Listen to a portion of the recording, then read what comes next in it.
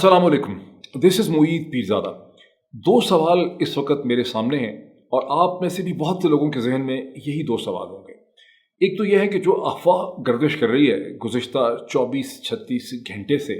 कि election commission of Pakistan ने जो फैसला अपना एक महीने पहले the so called foreign funding case में, जैसे अब प्रोहिबिटेड फंडिंग केस कहा जा रहा है, उसमें जो फैसला अपना महफूज रखा है, क्या वो फैसला जल्द आएगा और उसके नतीजे में इमरान खान की जमात तहरीक इंसाफ को डिस्क्वालीफाई किया जा सकता है? क्या इतनी बड़ी चीज़ की जा सकती है? और उसके साथ ही जो हम देख रहे हैं कि पंजाब के अंदर 17 जुलाई को जहां पंजाब के पीपल हैव स्पोकन, लोग बोल चुके हैं, वहां हम समझते थे कि चीज़ें सीधी सीधी हो जाएंगी 22 तारीख तक। वहां जो क्रिमिनल जहन से, मुजरिमाना जहन से जो ड्रामा खेला जा रहा है इस वक्त, जो हमारे सामने आ रहा है, क्या ये ड्रामा कामयाब होगा या पाकिस्तान की इंतज़ामिया का ज़मीर जो है ये जाग जाएगा? ये दो बुनियादी सवाल जो हैं वो इस वक्त हमारे सामने हैं, आपके भी जहनों में हैं, मेरे भी सामने यही सवाल है। इस हवाले से बहुत से पॉइंट्स मैंने अपने सामने लिख के इस कागज़ पे रखे हैं। सबसे पहले मैं छोटा सा किस्सा आपको सुनाऊं कि 18 तारीख को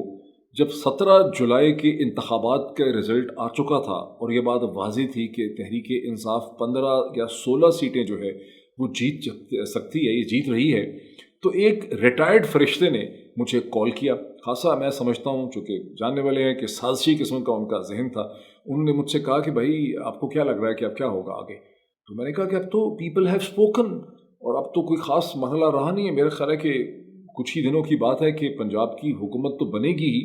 चौधरी परवेज़ इलाही की, और इशू तो ये है कि क्या परवेज़ इलाही इस हुकूमत को कंटिन्यू करना चाहेंगे। वो चाहेंगे कि मैं तो कई महीने या एक साल जो है मैं चीफ मिनिस्टर हूँ पंजाब का, और चूँकि उनके राब्ते भी हैं इस्टेब्लिशमेंट के साथ, वो चाहेंगे कि इमरान खान को भी कन्विंस करें कि आप फेडरल गवर्नमेंट को भी टाइम दें। और मैं समझता हूँ कि नवंबर दिसंबर के बाद जाकर कहीं पर आम इंतखाबात होंगे, क्योंकि इमरान खान तो शायद चाहेंगे कि अक्टूबर में इंतखाबात हो जाएँ, इस्टेब्लिशमेंट चाहेगी कि नवंबर के बाद इंतखाबात हों, और इस्टेब्लिशमेंट ये भी चाहेगी कि शहबाज शरीफ साहब को कुछ महीने और मिल जाएँ। और ये इस तरह से मेरा ख्याल है सेटलमेंट होगी। परवेज़ इलाही भी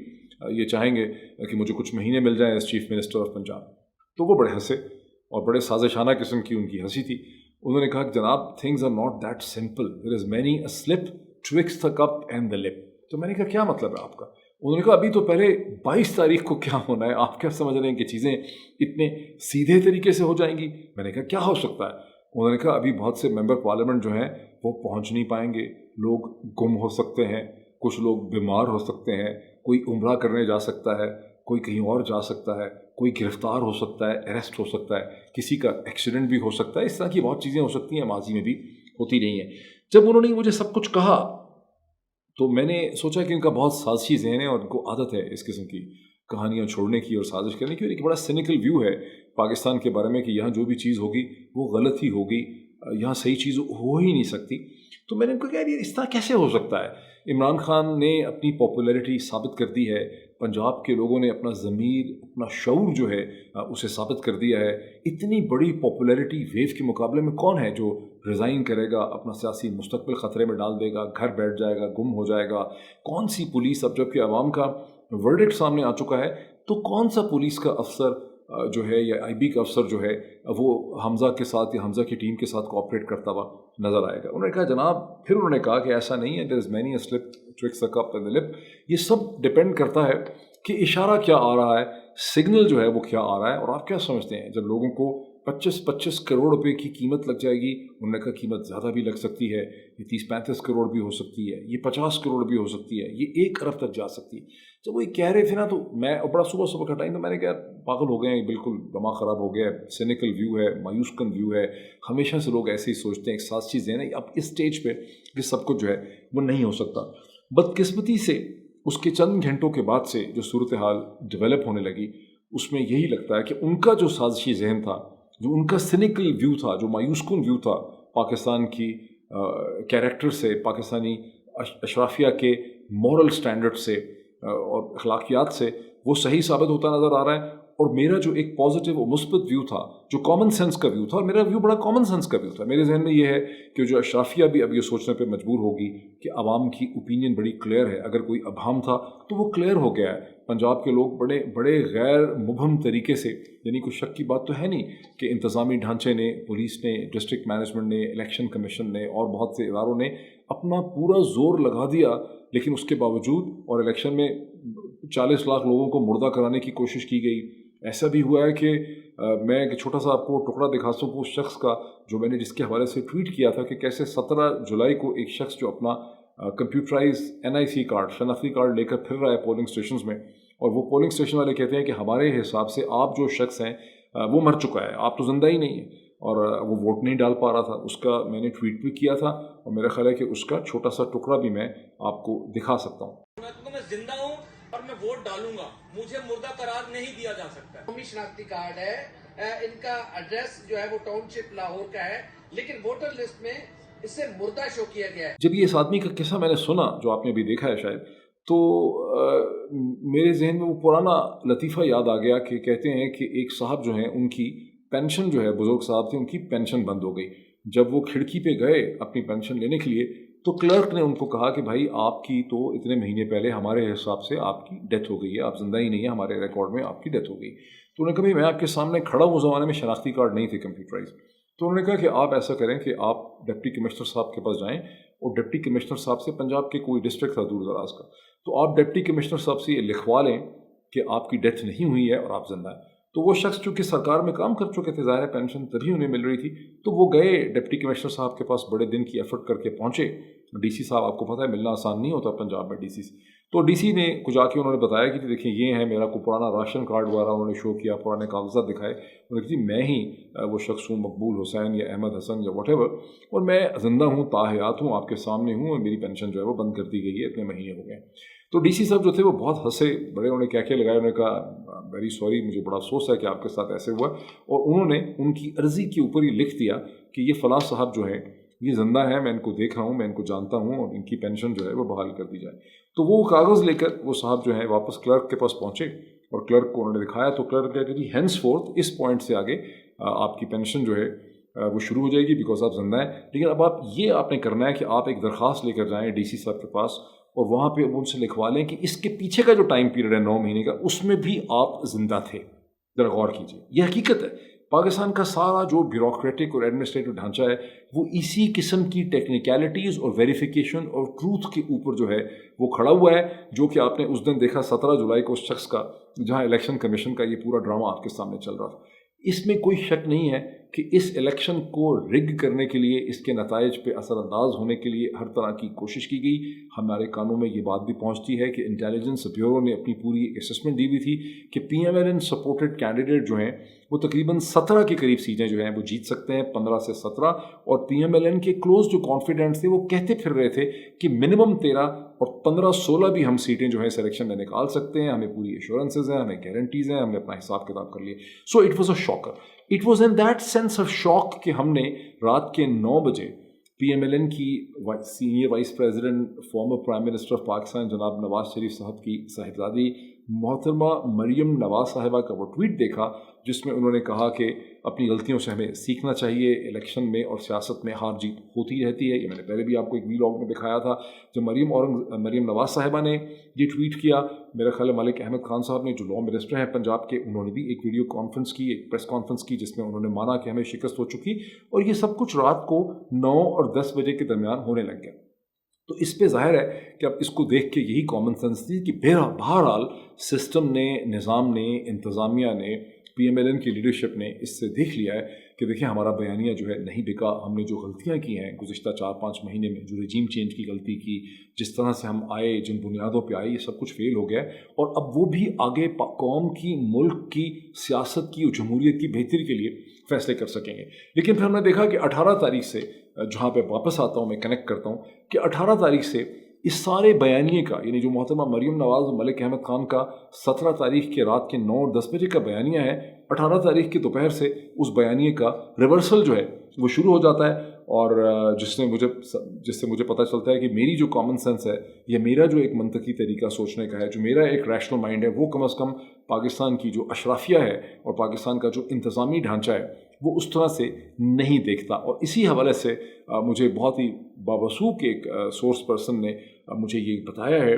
کہ ایک دن پہلے یہ فیصلہ بھی ہو گیا ہے کہ تحریک انصاف کو ڈسکوالیفائی کروانا ہے الیکشن کمیشن آف پاکستان سے، یعنی وہ فیصلہ جو الیکشن کمیشن آف پاکستان نے روک کے رکھا ہوا ہے، اور جس کے حوالے سے آپ نے دیکھا کہ 18 تاریخ کو پرائم منسٹر شہباز شریف صاحب نے پہلے، اور پھر اس کے بعد محترمہ مریم نواز صاحبہ نے یہ کہا کہ جناب جب عمران خان نے کہا کہ چیف الیکشن کمشنر جو ہیں ان کی انٹیگریٹی نہیں ہے، ہم ان پہ بھروسہ نہیں کرتے، تو اس کا جواب یہ آیا شہباز شریف صاحب کی طرف سے اور محترمہ مریم نواز صاحبہ کی طرف سے کہ جو فورن فنڈنگ کیس ہے اس پہ فیصلہ جو ہے وہ ہونا چاہیے، اور یہ خود جو کچھ بھی عمران خان کہہ رہے ہیں یہ بیسیکلی اس لیے کہہ رہے ہیں کہ یہ ان کا جرم جو ہے وہ ثابت ہو چکا ہے فورن فنڈنگ کیس پہ۔ اب کوئی سوال آپ سے پوچھے کہ کیا وجہ ہے کہ فورن فنڈنگ کیس کے فیصلے کو محفوظ کر لیا گیا اور وہ فیصلہ نہیں سنایا گیا؟ جب اس فیصلے کو محفوظ کر لیا گیا تھا تو اس وقت بھی جو سمجھدار لوگ تھے انہوں نے یہی آرگومنٹ کیا تھا کہ فیصلہ محفوظ رکھنے کا مقصد یہ ہے کہ اس فیصلے کو دیکھا جا رہا ہے کہ کس موقع کے اوپر اس فیصلے کو استعمال کیا جا سکتا ہے former prime minister Imran Khan کو اور تحریک انصاف کو بلیک میل کرنے کے لیے، پریشر ڈالنے کے لیے۔ لیکن میں پھر واپس آتا ہوں کہ جب 18 تاریخ کو رانا ثناء اللہ صاحب نے جناب محترمہ مریم اورنگزیب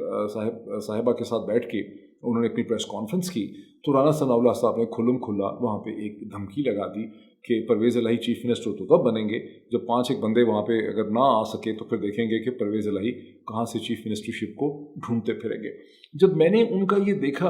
ان کی پریس کانفرنس کا ٹکڑا دیکھا، ظاہر ہے کہ کوئی ذی شعور شخص ایسا ہے ہی نہیں خاص کر کے میڈیا میں جس نے ٹکڑا نہ دیکھا ہو، بلکہ آپ سب لوگ بھی وہ ٹکڑا دیکھ چکے ہیں، تو میرے ذہن میں یہ سوال آیا کہ اگر رانا ثناء اللہ صاحب نے 5 لوگوں کو بٹھانا تھا یا اٹھانا تھا یا گم کرنا تھا یا گرفتار کرنا تھا یا کوئی ایف آئی آرز جو سب لوگوں کے خلاف، آپ کو پتہ ہے کہ پی ٹی آئی کے لوگوں کے خلاف تو درجنوں ایف آئی آرز کاٹی گئی ہیں، تو اگر رانا ثناء اللہ صاحب کا ایسا کوئی موڈ ہوتا، کنکریٹ پلان ہوتا، تو رانا صاحب جو ہیں اسے پریس کانفرنس میں بھلا کیسے کہتے؟ ونس اگین کامن سینس تو یہی کہتی ہے نا کہ اگر آپ نے کسی کو مارنا ہے، قتل کرنا ہے، اٹھانا ہے، گم کرانا ہے، تو آپ اس کی دھمکی بیٹھ کے ٹیلی ویژن چینلز پہ تو نہیں لگائیں گے۔ لیکن اس کے بعد کی جو ڈیولپمنٹس ہیں وہ اب کیا ہے؟ اب آپ سے چند گھنٹے پہلے، آپ سے بہت گھنٹے پہلے آپ کے سامنے ex information minister Fawad Chaudhry صاحب کی پریس کانفرنس آتی ہے، جس میں فواد چودھری صاحب نے کھلم کھلا یہ بتایا کہ کیسے مسعود مجید صاحب جو ہیں، جو ایم پی ہیں تحریک انصاف کے رحیم یار خان سے، وہ ترکی پہنچ گئے ہیں، اور فواد چودھری صاحب کا نے الزام یہ لگایا کہ ان کو 40 کروڑ روپے کی ادائیگی کا پروسیس جو ہے وہ شروع ہو گیا ہے، یا ان کو 40 کروڑ روپے مل گئے ہیں۔ فواد چودھری نے یہ بھی کہا کہ یہ پیسہ سندھ سے آ رہا ہے اور یہ آصف علی زرداری صاحب جو ہیں یہ سارے معاملہ طے کر رہے ہیں اور یہ ساری فنڈنگ جو ہے اس کیس کی وہ کر رہے ہیں۔ اس سے پہلے ہمارے کانوں میں یہ بات بھی پڑی کہ جب 17 تاریخ کے 9 اور 10 بجے P M L N demoralize تھی، ڈس اپوائنٹڈ تھی، وہ مان رہے تھے کہ ہمیں شکست ہو گئی ہے، وہ آگے مستقبل کا پھر بھی ایک پازیٹیو طریقے سے سوچ رہے تھے، اگلے دن ہمیں خبر آئی کہ نہیں، آصف علی زرداری صاحب شہباز شریف صاحب کو کہہ رہے ہیں کہ پریشان ہونے کی، مایوس ہونے کی، ڈی مورلائز ہونے کی قطعی طور پہ کوئی ضرورت نہیں ہے، and there are other strategies and solutions. اب وہ ادر اسٹریٹجی اینڈ سولوشن جو مجھے ایک ریٹائرڈ فرشتے نے بتائی، جو آصف علی زرداری صاحب شہباز شریف صاحب کے کان میں ڈال رہے ہیں، اس کے خد و خال جو ہیں وہ واضح ہوتے جا رہے ہیں۔ تو فواد چودھری صاحب نے اپنی پریس کانفرنس میں کہا کہ 3 ایم پیز جو ہیں تحریک انصاف کے، جن میں نام لہٰذا سب کے نام ہمارے سامنے آ چکے ہیں، لیکن غضنفر عباس صاحب جن کو غالباً شینا گروپ بھی کہتے ہیں، وہ اور ان کے 2 ساتھی جو ہیں، ان کے بیان حلفی اور ایفیڈیوٹ جو ہیں وہ اب سپریم کورٹ میں جمع کرا دیے گئے ہیں، جو اس میں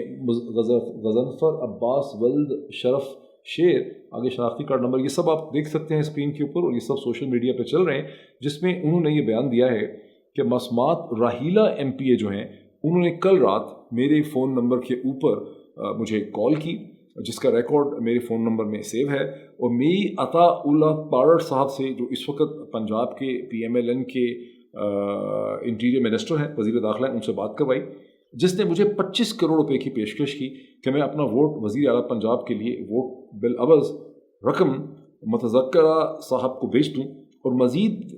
10 ایم پیز بھی متذکرہ رقم جس کا تذکرہ کیا گیا ہے کہ عوض خریدنے کی کوشش کروں اور ہارس ٹریڈنگ میں ساتھ دوں، جس کے لیے مجھے الگ منہ مانگی رقم دی جائے گی۔ اس پہ انہوں نے سائن کیا ہے، نیچے انہوں نے سائن کیا، اور یہ ٹیسٹڈ کاپی جو ہے اس وقت تینوں جو یہ ایفیڈیوٹ ہیں جو سپریم کورٹ آف پاکستان کے سامنے آ چکے ہیں، اس کے ایفیڈیوٹ آپ اس وقت سوشل میڈیا پہ اویلیبل ہیں، ہم نے بھی وہیں سے لیے ہیں۔ لیکن فواد چودھری صاحب نے اپنی پریس کانفرنس میں مزید یہ بھی بتایا کہ ایک پورا ڈائلاگ ہوا ہے، اور وہ ڈائلاگ جو ہے جب فون ان کو کال آئی تو اس وقت عطا تارڑ صاحب اور جو یہ خاتون ہیں راحیلہ ایم پی اے، یہ اکیلے نہیں تھے بلکہ خاصے لوگ اس کمرے میں موجود تھے، اور وہاں ایک ڈسکشن ہوئی جس میں عطا تارڑ صاحب نے پی ٹی آئی کے ایم پی غضنفر عباس کو یہ کہا کہ ہمیں آپ لوگوں کی مدد چاہیے، اور اگر آپ لوگ ہماری مدد کریں گے تو ہم بھی آپ کی مدد جو ہے وہ کر سکتے ہیں۔ اس پہ انہوں نے کہا کہ ہم آپ کی مدد کیسے کر سکتے ہیں، کیا کریں؟ تو انہوں نے کہا جی ہمیں 10 ممبر پارلیمنٹ جو ہیں وہ چاہیے، ہمیں 10 ایم پیز چاہیے 22 تاریخ کے انتخاب اور چناؤ کے حوالے سے۔ اب یہ ذہن میں رکھیے کہ اس وقت صورتحال یہ ہے کہ 179 یا 180 ووٹ ہیں آفٹر 17 جولائی کے الیکشن کے بعد حمزہ شہباز یا پی ایم ایل این کے پاس، اور 188 ووٹس ہیں پرویز الہی کے لیے اور پی ایم ایل کیو اور پی ٹی آئی کے ملا کے۔ سو بالکل واضح ہے کہ جب ووٹ ہوگا، اگر ووٹ اسی طرح سے ہوتا ہے جیسے کسی تہذیب یافتہ معاشرے میں، کسی ڈیموکریٹک معاشرے میں، کسی بھی ہاف ڈیسنٹ معاشرے کے اندر جو ووٹ ہوگا تو کیا ہوگا؟ اگر ایک سائڈ کے پاس 180 ووٹ ہیں یا 180 سے کم ہیں اور دوسری سائڈ کے پاس جو ہے اس سے 10 یا 11 ووٹ زیادہ ہیں تو کیا ہوگا؟ It's a done deal, it's a written thing. لیکن نہیں، ناٹ ان پاکستان میں وہ ہیئر اینڈ ٹارٹائز کی جو سٹوری بچپن میں ہم پڑھتے تھے، خرگوش جو تیز دوڑا اور پھر سو گیا ریسٹ کرنے کے لیے، وہ کچھوا جو تھا وہ اپنے سازشی مائنڈ سے یعنی چلتا رہا آہستہ آہستہ، تو پاکستان میں وہ والی کہانی۔ تو اب یہاں پر یہ ہے کہ ان کو یعنی ایک پورے بھرپور طریقے اور ایک انداز سے ایم پیز کو ہٹانے کی، ڈرانے کی، دھمکانے کی، گم کرانے کی اور پیسے دینے کی کوشش ہو رہی ہے۔ اور صرف یہ پیسے دینے ہی کی کوشش جو ہے وہ نہیں ہو رہی۔ تھوڑا ڈائلاگ میں کمپلیٹ کر دوں کہ انہوں نے کہا کہ ہمیں 10 ایم پیز چاہیے۔ انہوں نے کہا ہمارا تو 14 لوگوں کا گروپ ہے، غضنفر عباس نے کہا، اور کیا آپ لوگ دیں گے؟ تو انہوں نے کہا ہمیں تو انہوں نے ان کو پہلے آفر کیا میرا خیال 25 سے 30 کروڑ، اور ان کی طرف سے یہ کہا گیا کہ نہیں تو بہت تھوڑے ہیں، ہمیں تو 14 لوگوں کے لیے 14 ارب یعنی 14 بلین روپیز جو ہیں ہمیں چاہیے۔ اس پہ عطا تارڑ صاحب اور ان کے درمیان جو لوگ بیٹھے تھے کمرے میں، ان میں تھوڑی دیر ایک صلح مشورہ بھی ہوا، سرگوشیاں ہوئیں، بات چیت ہوئی، اور انہوں نے کہا کہ دیکھیں ہمارا جو بجٹ ہے وہ 25 سے 30 کروڑ روپے کا ہے، اور آپ نے جو باقی 10 لوگ ارینج کرنے ہیں وہ 25 کروڑ روپے کا ریٹ جو ایفیڈیوٹ میں بھی لکھا ہے کہ 25 کروڑ روپے ملیں گے فی بندے۔ اب اگر آپ نے 10 خریدنے ہیں اور 25 کروڑ کے حساب سے خریدنے ہیں تو آپ 25 انٹو 10 250 کروڑ یعنی 2.5 ارب روپے کی بات کر رہے ہیں۔ اگر آپ 30 کروڑ پہ ایک بندہ خریدتے ہیں تو آپ 3 ارب روپے کی بات کر رہے ہیں۔ تو اس کا مطلب یہ، اور جو آپ 40 کروڑ روپے جو فواد چودھری صاحب نے الزام لگایا ہے، 40 کروڑ روپے اندازاً $2 ملین سے تھوڑے سے کم بنتے ہیں۔ آج سے 1 سال پہلے یہی چیز $3 ملین بنتی، لیکن اس وقت چونکہ پاکستانی روپیہ بیچارہ پٹ چکا ہے، اس کے برے حال ہیں، تو اب 40 کروڑ روپیہ جو ہے it is less then $2 million. جس زمانے میں روپیہ 100 روپے کے قریب ہوتا تھا تو 1 کروڑ روپیہ جو ہے وہ $100,000 کے برابر تھا۔ آج 1 کروڑ روپیہ جو ہے وہ $50,000 کے برابر بھی نہیں ہے۔ اندازہ لگائیں کہ پاکستانی روپیہ جو ہے وہ ٹوائلٹ پیپر، جس کو لٹرلی کہتے ہیں کہ ٹوائلٹ پیپر کی طرح کی، ٹیشو پیپر کی طرح کی اس کی سچویشن جو ہے وہ بن چکی ہے۔ بہرحال یہ بات ہوئی، اور یہی بات جو ہے اس کو بہت ڈیٹیل کے ساتھ میاں اسلم اقبال صاحب نے، جو ایم پی ہیں، منسٹر رہ چکے ہیں پنجاب میں تحریک انصاف کے، انہوں نے ارشد شریف کے پروگرام میں رات کے 10 بجے بہت تفصیل سے انہوں نے یہ پوری ڈیٹیلز جو ہیں اس پوری کانورزیشن کی جو ہے وہ شیئر کی۔ سوال یہ، اور اسی حوالے سے former prime minister of Pakistan Imran Khan صاحب نے 2 یا 3 ٹویٹ بھی کیے ہیں جن کو آپ اسکرین کے اوپر دیکھ سکتے ہیں۔ اب یہ ایفیڈیوٹ جو ہے یہ سپریم کورٹ آف پاکستان کے سامنے آ چکے ہیں 20 جولائی کو۔ 22 جولائی کو جو ہے الیکشن ہونا ہے، چیف منسٹر کا چناؤ ہونا ہے پنجاب کے اندر۔ ذہن میں یہ بھی رکھیے کہ جب رانا ثناء اللہ صاحب نے تھریٹ لگائی اپنی، تو اس حوالے سے فوری طور پر پرویز الہی صاحب نے 2 اپنے بڑے وکیل کھڑے کر کے ایک کنٹیمپٹ اپلیکیشن اور کرمنل اوریجنل اپلیکیشن جو ہے وہ انہوں نے موو کی سپریم کورٹ آف پاکستان۔ اب آپ کے ذہن میں سوال پیدا ہوتا ہے کہ ایک دم انہوں نے یہ کنٹیمپٹ اپلیکیشن کیوں موو کی سپریم کورٹ آف پاکستان کے سامنے؟ اس کی وجہ یہ ہے کہ سپریم کورٹ آف پاکستان نے جو فیصلہ کرایا تھا تمام متحارب گروپس کے درمیان، یعنی P M L Q, P T I اور حمزہ شہباز کے درمیان، 1 جولائی 2022 کو سپریم کورٹ کے سامنے ایک کیس آیا تھا جسے چودھری پرویز الہی صاحب لے کر آئے تھے as speaker of the Punjab assembly, جس میں وہ یہ چاہتے تھے کہ حمزہ الیکشن جب ہو اس سے پہلے حمزہ شہباز شریف جو ہیں انہیں پنجاب کا چیف منسٹر نہیں ہونا چاہیے۔ اور جتنی دیر تک اس کی پروسیڈنگ ہوئی، اور یہ انہوں نے وہ پٹیشن لے کر آئے تھے سپریم کورٹ کے سامنے 30 जून 2022 का जो लाहौर हाई कोर्ट के एक पैनल का फैसला था उसके खिलाफ वो एक अपनी रिलीफ लेने के लिए यहाँ पर आए थे, उसके खिलाफ अपनी पिटीशन लेकर आए। और इस पिटीशन पे जो बहस हुई 1 जुलाई को 3-4 घंटे इस पर बड़ी इंटेंस बहस हुई, जिसमें वीडियो लिंक के ज़रिए परवेज़ इलाही ने भी पार्टिसिपेट किया, वीडियो लिंक ही के ज़रिए हमजा शहबाज ने लाहौर से पार्टिसिपेट किया, former prime minister Imran Khan के वकला वहाँ पे रिप्रेजेंट हुए। परवेज़ इलाही आखिरी वक्त तक ये आर्ग्यू करते रहे कि हमजा शहबाज को चीफ मिनिस्टर नहीं होना चाहिए। हमजा शहबाज के चीफ मिनिस्टर होते हुए जो ज़िमनी इंतखाबात जो उस वक्त फौरी तौर पे होने थे, उस वक्त एक इशू ये था कि लाहौर हाई कोर्ट ने ये कह दिया था कि जो ज़िमनी इंतखाबात हैं या जो चुनाव है चीफ मिनिस्टर का वो एकदम होना चाहिए 1-2 दिन में। तो फिर हमजा ने वहाँ पे ये कह दिया कि 17 जुलाई तक हम वेट कर सकते हैं, यानी चुनाव का चीफ मिनिस्टर की सिलेक्शन के लिए हम वेट कर सकते हैं टिल आफ्टर द इलेक्शन जो ज़िमनी इंतखाबात है। और फिर इमरान खान ने अपने वकला के ज़रिए ये बात मानी कि ठीक है, हम हमजा शहबाज को, क्योंकि सवाल ये था कि हमजा शहबाज तो छोड़ने को तैयार ही नहीं थे, हालांकि हमजा शहबाज को नहीं होना चाहिए था चीफ मिनिस्टर इन ज़िमनी इंतखाबात के लिए, लेकिन इमरान खान ने सिग्नल किया अपने वकला के ज़रिए कि हम हमजा शहबाज को 22 तारीख तक चीफ मिनिस्टर मानने के लिए तैयार हैं विद सर्टन प्री कंडीशंस। और जो ओरल डिस्कशन हुई उसमें बिल्कुल ऐसे बात हुई कि हमजा शहबाज जो हैं सुप्रीम कोर्ट के सामने जो वर्बल डिस्कशन हुई कि हमजा शहबाज एक केयर टेकर चीफ मिनिस्टर की हैसियत से होंगे, जो एक रिस्पॉन्सिबिलिटीज़ जो हैं, चूँकि ऑफिस खाली नहीं छोड़ा जा सकता, उन रिस्पॉन्सिबिलिटीज़ को पूरा करने के लिए हमजा शहबाज जो हैं वो चीफ मिनिस्टर होंगे। लेकिन उसके बाद फैसले के अंदर उसको इस तरह से नहीं लिखा गया। फैसले को देख के ऐसा ही लगता है कि हमजा शहबाज ही होंगे, ताहम फैसले में 1-2 जुमले ऐसे ज़रूर हैं जहाँ सुप्रीम कोर्ट के मोअज़्ज़ज़ जज साहिबान ने हमजा शहबाज के ऊपर ये जिम्मेदारी डाली कि आप अपनी इंतज़ामिया का किसी किस्म का इस्तेमाल नहीं करेंगे इलेक्शन के प्रोसेस पे असरअंदाज होने के लिए। उसके बावजूद आप जानते हैं कि जो 17 जुलाई का इलेक्शन है उस पर सैकड़ों तरीके से हमजा शहबाज शरीफ जो हैं उनकी इंतज़ामिया, उसमें पुलिस, उसमें डिस्ट्रिक्ट मैनेजमेंट, उसमें खुफिया, उसमें स्पेशल ब्रांच और फिर इलेक्शन कमीशन ऑफ पाकिस्तान, वो सभी उसमें जो है वो शामिल रहे और हर मुमकिन कोशिश की गई। और हम ये सुनते हैं कि कई हज़ार वोट भी इसमें एक्स्ट्रा डाला गया, तो वो सब कुछ तो किया गया। अब परवेज़ इलाही जो पिटीशन लेके फौरी तौर पे सुप्रीम कोर्ट के सामने पहुंचे हैं राना सनाउल्लाह की प्रेस कॉन्फ्रेंस के बाद, ये उसका बैकग्राउंड है जो मैंने आपको एक्सप्लेन किया। बिकॉज परवेज़ इलाही की जो पिटीशन, अब जो कंटेम्प्ट पिटीशन एप्लीकेशन है, वो ये कहती है कि सुप्रीम कोर्ट ऑफ पाकिस्तान ने अपने फैसले में 1 जुलाई में कहा था कि असर व रसूख जो है पंजाब हुकूमत का और चीफ मिनिस्टर का यूज़ नहीं किया जाएगा। लेकिन अगर आप इस प्रेस कॉन्फ्रेंस को देखते हैं जो राना सनाउल्लाह साहब ने की है मरियम औरंगज़ेब साहिबा के साथ बैठ के, तो this is a clear evidence of the fact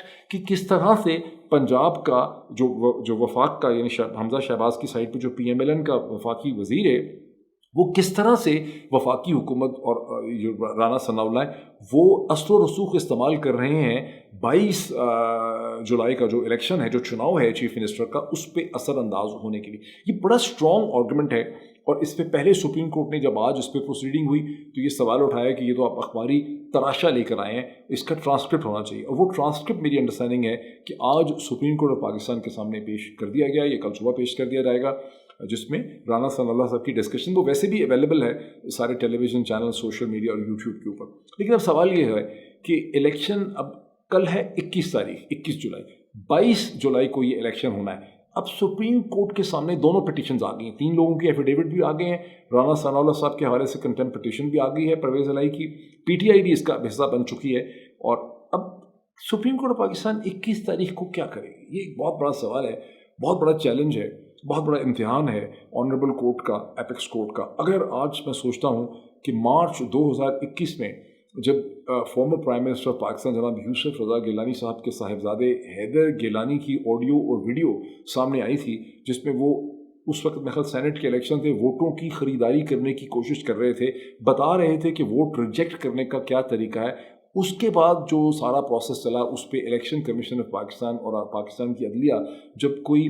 firm stand ले ही न सकी, जब वहाँ पे कोई अकाउंटेबिलिटी हुई ही नहीं, जब वहाँ पे किसी को सज़ा दे ही नहीं, तो अब 21 तारीख को सुप्रीम कोर्ट ऑफ पाकिस्तान क्या करेगी। यहाँ तो जो भी चीज़ आती है اس میں سوال اٹھ جاتا ہے کہ جو الزام لگایا گیا ہے کسی بھی بااثر شخص کے خلاف، اس کا وکیل آ کے کہتے ہیں جی آپ اس کو کیسے جو ہے وہ ثابت کر سکتے ہیں، اس کو کیسے پروف کریں گے. میں آپ کو چھوٹا سا ایک ٹکڑا سنا دیتا ہوں اس چیز کو ایکسپلین کرنے کے لیے کہ عطا تارڑ صاحب نے جب فواد چودھری نے الزام لگایا وہ 40 کروڑ والا ان کا مسعود مجید صاحب کے حوالے سے، تو عطا تارڑ صاحب کا اس کے جواب میں کیا فرمانا ہے؟ میں اللہ تعالیٰ کو حاضر ناظر جان کے کہتا ہوں کہ اگر میں نے آپ کے اس ایم پی اے کو چودھری مسعود جن کا نام ہے 40 کروڑ روپیہ آفر کیا ہو تو اللہ تعالیٰ مجھ پر اپنا عذاب اور قہر نازل فرمائے، اور اگر آپ جھوٹے ہیں اور مجھ پر جھوٹا الزام لگا رہے ہیں تو یہ بھی دعا کرتا ہوں کہ اللہ تعالیٰ آپ پر اپنا قہر اور عذاب نازل فرمائے. یہ جو آپ نے 17-18 سیکنڈ کا ٹکڑا دیکھا، اس میں عطا تارڑ صاحب فرما رہے ہیں کہ اللہ تعالیٰ کا عذاب مجھ پہ نازل ہو اگر میں نے 40 کروڑ روپے دینے کی بات کی ہے یا میں نے 40 کروڑ روپے کی آفر کی ہے،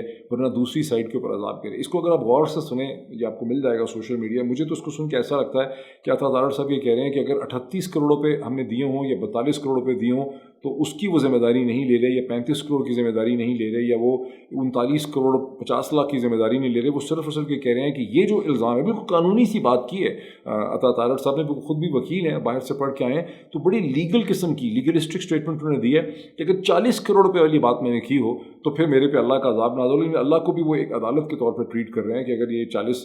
کروڑ کا نہ ہوا، یہ 39 کروڑ کا ہوا یا 35 کروڑ کا ہوا تو پھر میری ذمہ داری نہیں بنتی ہے. کچھ اس طرح سے یہ لیگلسٹک قسم کی انہوں نے اسٹیٹمنٹ دی ہے. پرابلم کیا ہمیں سمجھ آتا ہے پاکستان کے پورے ڈھانچے کا جو ہم دیکھ رہے ہیں؟ دیکھیں پرابلم ہمیں اس سے ایک مورل آؤٹ کم کیا ہے. مورل آؤٹ کم یہ ہے کہ، اور اسی چیز کا تعلق فورن فنڈنگ کیس کے ساتھ ہے جس کے اوپر میں کچھ کامنٹس ابھی کرتا ہوں جو ہم کہانی سن رہے ہیں. وہ تمام لوگ پاکستان میں جو اپنے بینکس میں ٹرانسپیرنٹ طریقے سے پیسے رکھتے ہیں، جو کریڈٹ کارڈ سے خرچہ کرتے ہیں، جو ڈیبٹ کارڈ سے خرچہ کرتے ہیں، جو ہر چیز چیک رکھتے ہیں، چیک کا ریکارڈ رکھتے ہیں، اور تمام چیزیں فیڈرل بورڈ آف ریونیو کو، حکومت کو جا کے کسی اس کے ادارے کو سبمٹ کر دیتے ہیں. ان کی ساری ٹرانزیکشنز اوپن اور ویزیبل ہوتی ہیں. جو فون نمبر جو ہے اپنے نام پہ سم خریدتے ہیں، اس کو اپنے NIC سے نچی کر دیتے ہیں. وہ مختلف قسم کی اور لوگوں کے نام پہ سم استعمال نہیں کر رہے ہوتے. وہ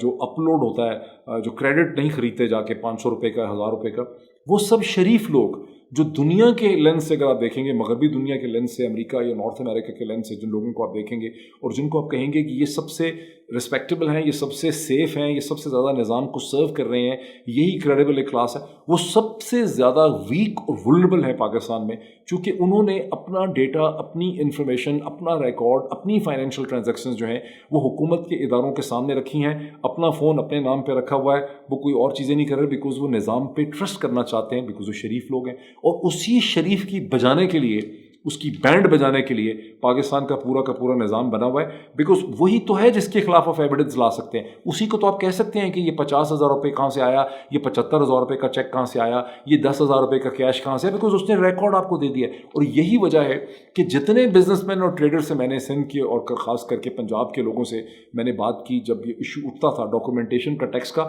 تو وہ کہتے تھے ڈاکٹر صاحب آپ کو کیا پتا، اگر ہم ٹیکس کی ڈاکومنٹیشن رکھیں گے تو ہر مہینے ہمیں ایک اکاؤنٹنٹ کو 25, 30, 40,000 روپیہ دینا پڑے گا، کاغذ اکٹھا کرنا پڑے گا، اس کا تردد ہوگا. اور جب ہم اپنا سارا ریکارڈ اٹھا کے FBR کے حوالے کر دیں گے تو ہماری اگلی 4 جنریشنز جو ہیں وہ عذاب میں رہیں گی، بیکاز اسی ریکارڈ کو، اسی ڈیٹا کو، اسی تمام انفارمیشن کو ہمارے خلاف اور ہمارے خاندانوں کے خلاف استعمال کیا جائے گا. یہ چیز مائنڈ میں رکھیں تو پھر آپ کو سمجھ آئے گا کہ وہ فورن فنڈنگ، سو کالڈ فورن فنڈنگ کا کیس ہے وہ کیا ہے. یہاں آپ 40 کروڑ روپے کی کرپشن تو کر لیں، یہ فنڈز کہاں سے آ رہے ہیں؟ یہ فنڈز آ رہے ہیں سندھ سے. سندھ سے کیسے آ رہے ہیں؟ بیکاز یہ سب کو پتہ ہے، ہر کانٹریکٹر کو، ہر بزنس مین کو، ہر ٹھیکیدار کو، ہر سرکاری ملازم کو پتہ ہے کہ سب سے زیادہ جو کک بیک کمیشن ہے کنسٹرکشن پروجیکٹ میں وہ سندھ میں لیا جاتا ہے. یعنی پنجاب میں اگر 25-30% یا 35% ہے، خیبر پختونخوا میں شاید 20-25% ہے، تو سندھ میں وہی چیز 40-45 یا 50% ہے. طریقہ کار کیا ہے کہ جب آپ ایک پروجیکٹ کو اپروو کرتے ہیں، سڑک کا پروجیکٹ ہو، کسی اور چیز کا پروجیکٹ ہو، جو ورکس ہوتے ہیں،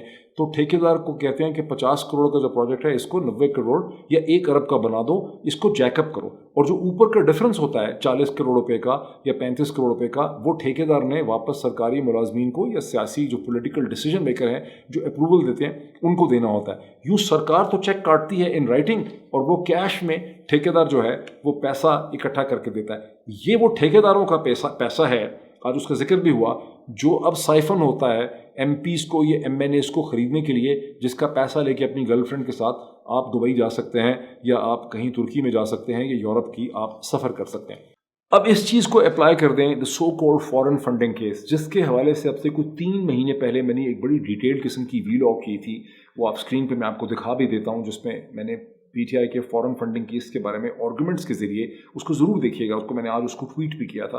اور میں نے اس میں آرگومنٹس کے ذریعے یہ ثابت کیا تھا کہ جس چیز کو فارن فنڈنگ کیس کہا جاتا ہے، یہ در حقیقت صرف پروہیبٹڈ فنڈنگ کیس ہے۔ اور آپ یہ سمجھیں کہ میرے آرگومنٹ کی بڑی فتح ہوئی جب خود الیکشن کمیشن آف پاکستان نے اس کے ٹائٹل کو اب سے 1 مہینہ پہلے چینج کر کے جب فیصلہ محفوظ رکھا تو انہوں نے کہا کہ یہ در حقیقت پروہیبٹڈ فنڈنگ کیس ہے۔ اس سے پہلے 2017 کا سپریم کورٹ آف پاکستان کا فیصلہ بھی، اس کو بھی اگر آپ غور سے دیکھیں، جو اس وقت چیف جسٹس ثاقب نثار تھے، تو اس میں کلیئرلی بتایا گیا ہے کہ یہ فارن فنڈنگ کیس جو ہے یہ در حقیقت ایک پروہیبٹڈ فنڈنگ کیس جو ہے بن جاتا ہے، اور اگر funding prohibited who, election commission of Pakistan صرف یہ ڈٹرمن کر سکتا ہے کہ فنڈنگ پروہیبٹڈ سورسز سے تھی، یعنی ایسے سورسز سے جہاں سے فنڈنگ کسی پولیٹیکل پارٹی کو نہیں لینے چاہیے تھے، تو وہ فنڈنگ جو ہے وہ پھر فیڈرل گورنمنٹ فیصلہ کرے گی یا عدالت فیصلہ کرے گی کہ یہ فنڈنگ جو ہے یہ کانفیسکیٹ ہو سکتی ہے۔ لیکن اس وقت جو کیس بلڈ اپ کیا جا رہا ہے سارے کا سارا وہ یہ ہے کہ اس سو کالڈ فارن فنڈنگ کی، اچھا جب فارن فنڈنگ کیس کی آپ ٹرم استعمال کرتے ہیں تو ذہن میں آتا ہے کہ یہ کوئی فنڈنگ کسی فارن حکومت نے، کسی پاکستان کی دشمن طاقت نے، ہندوستان نے، ان کی انٹیلیجنس ایجنسی را نے، امریکہ نے،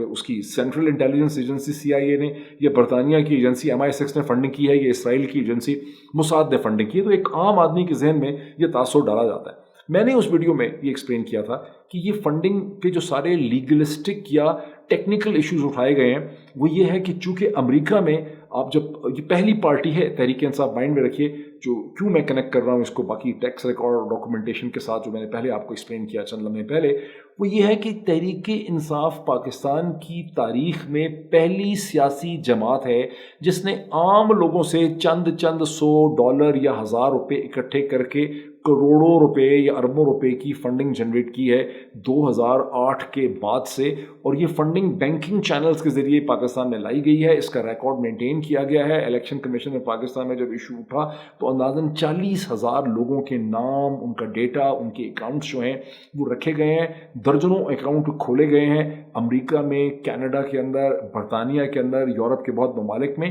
اور چونکہ ہر ملک کے جو قوانین ہیں پولیٹیکل فنڈ ریزنگ کے حوالے سے وہ مختلف ہیں، وہ ڈفرینٹ ہیں، ہر جگہ پہ ایک ڈفرینٹ اسٹریٹجی جو ہے وہ اختیار کرنی پڑی ہے۔ امریکہ جو ہے وہ پولیٹیکل فنڈنگ کے حوالے سے سب سے بڑی مارکیٹ ہے، اور وہاں پر ایک ایکٹ ہے جس کو فارن ایجنٹ رجسٹریشن ایکٹ 1934 کہتے ہیں،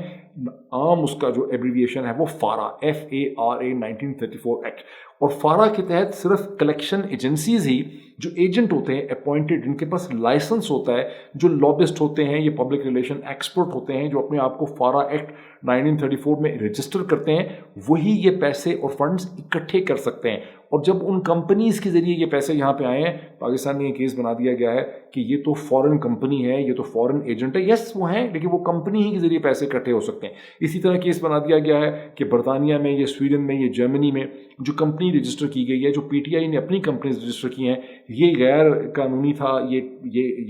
اللیگل ایکٹ ہو گیا ہے۔ یا اگر کوئی کلیکشن ایجنسی جو ہے اسے کوئی انڈین خاتون، انڈین سٹیزن یا جو ڈوئل سٹیزن ہے، یہ جس کے پاس انڈین نان ریزیڈنٹ انڈین ہے، یا اس کی کمپنی انڈیا میں بھی کام کرتی ہے، تو اس کو یہ جوڑ دیا گیا ہے کہ یہ ہندوستانی فنڈنگ ہو گئی۔ او ہو توبہ توبہ توبہ توبہ، اف خدایا